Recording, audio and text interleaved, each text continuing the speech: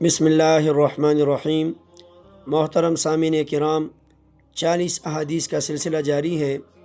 آج اس سلسلے کی چوتھی حدیث پیش خدمت ہے۔ اس حدیث کی روایت بھی امام بخاری اور امام مسلم رحمہم اللہ نے کی ہے۔ نبی کریم صلی اللہ علیہ وسلم نے فرمایا، لا يدخل الجنت قطات، کہ چغل خوری کرنے والا جنت میں داخل نہیں ہوگا۔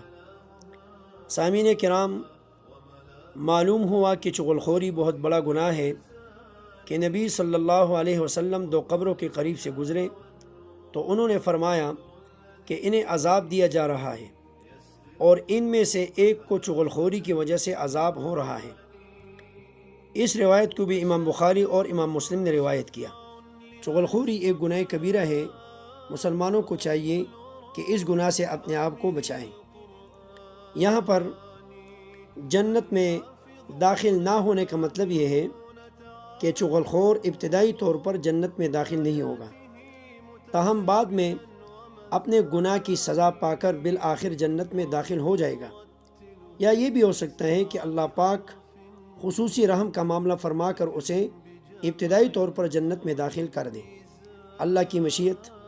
لیکن چغل خوری ایک عظیم گناہ ہے، اور اس گناہ کی وجہ سے مسلمانوں کے درمیان فساد اور جھگڑے برپا ہوتے ہیں۔ چغل خوری کا مطلب کیا ہے؟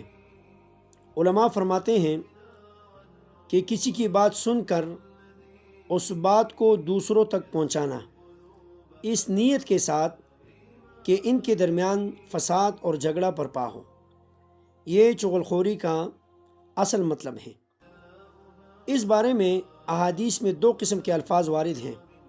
ایک لفظ قطات جو ابھی آپ نے سماعت فرمایا، ایک دوسرا لفظ نمام۔ اس کے بارے میں بھی حدیث ہے کہ لا يدخل الجنت نمام۔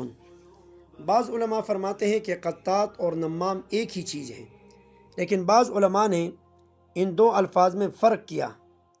تو علماء فرماتے ہیں نمام وہ شخص ہیں جو مجلس میں حاضر ہو کر بات سنے اور لوگوں تک فساد کی غرض سے اس بات کو پہنچائے، اور قطات وہ شخص ہیں جو لوگوں کے عیوب کی جستجو کریں، لوگوں کے چھپے ہوئے عیوب کو تلاش کر کے اور لوگوں کی باتوں کو چھپ چھپ کر سن کر وہ دوسروں تک پہنچائیں تاکہ ان کے درمیان جھگڑا اور فساد برپا ہو۔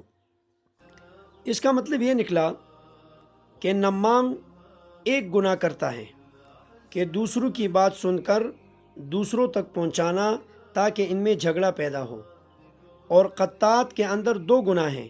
ایک گناہ یہ کہ وہ دوسروں کی بات سن کر اور لوگوں تک پہنچاتا ہے تاکہ ان کے درمیان فساد برپا ہو، اور دوسرا گناہ لوگوں کے عیوب کی جستجو اور تلاش کرنا، جس سے اسلام نے سختی سے منع فرمایا۔ اللہ پاک عمل کرنے کی توفیق عطا فرمائے۔